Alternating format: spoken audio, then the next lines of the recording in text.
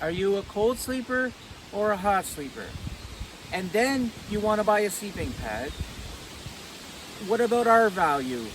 Today we're going to answer those questions for you. Most people think their sleeping bag is good enough to keep them warm. Well, that's not the case. Out here in the outdoors, it's all about what's under you. Today on CHASSIE'S Outdoor Skills, we are comparing high-end sleep systems with R values.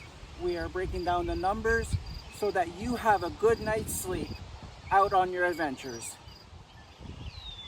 Investing in the right R value for a sleeping pad is very important to having a good night's sleep. Now, what are R values? R values measures a material's resistance to heat flow. The higher the number, the better it insulates you from the cold ground. Now, here is where cold or hot sleeper is a determining factor. The R value number on a sleeping pad is your friend. If you're a cold sleeper, you need to be looking at a higher range in a sleeping pad, because what happens is, especially if you're a cold sleeper, you might have a very warm sleeping bag, but what happens is the cold from the ground will come up through your pad and pull that heat away from you, and you're going to be very cold because, first of all, you're already a cold sleeper, and you're going to think that your adventure sucks because, you know, what am I doing here? So R value is very important in picking out the right pad. This one here is the Nemo Eclipse. This one is perfect because this can even go past freezing with a 6.2. This is a definite retention pad for keeping the heat and for cold sleepers, but also for your cold winter camping as well. Now, just keep in mind that picking a pad with the right R value is very important. So we're going to move on to the hot sleepers now. So now we're looking into the hot sleepers, and the question you have is, but what if I'm a furnace? If you're waking up sweaty, a high R value is actually working against you. For the hot sleeper out there, we're switching gears to a high-end sleep system that focuses on breathability, some R value without losing that pro level of comfort. Hot sleepers often feel suffocated by high insulation. A mid-range R value provides comfort without reflecting too much body heat back to them like a high R value. So, these pads here are more of your summer sleeping pads.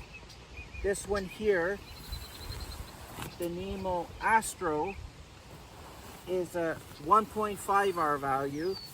So this one will not give you any heat whatsoever. So this is definitely your summer pad, and it's Nemo's cheapest pad that they have. Whereas the Nemo Tensor Trail that we have here, this one is a 2.8 R value. So this one has some heat retention. This one will get you down to almost freezing. I have slept on this one and was quite warm to almost freezing. So let me know in the comments below, what has been your experience with sleeping pads, and did you have the right R value? So just to break it down, R value is what keeps you warm at night. It keeps your body temperature not going through the pad and the cold air pulling it away from you. So out of these three pads that we featured today, the Nemo Eclipse, which was the highest at a 6.2 that we showed you earlier, that one will give you the most heat retention and keep you warm at night, especially if you are a cold sleeper. And that one is actually suited for cold camping. So we're gonna come back and just kind of finalize the video. So just to break it down, your lower R values, like your 1.5 to your 3.0, is for your summer. your 4.0 to about your 6.0 is your mid-range, your 3 season, and anything higher than the 6.0 to the 8.5 is definitely your cold camping sleeping pads.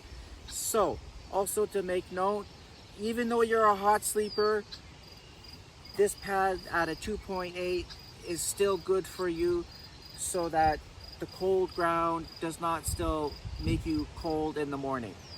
So now that you've seen the high-end setups and the R value breakdown, which system are you packing for your next adventures? How do you stay warm? Share it in the comments. I read every single one out there, and your tips might help someone else have a better night in the outdoors. So anyways guys, I hope you liked it, and obviously if you did, make sure to get a thumbs up, and go ahead, click that subscribe button if you haven't, and let us know if this helps you figure out which pads are good for hot sleepers and cold sleepers, and we will talk to you in the next one. Bye!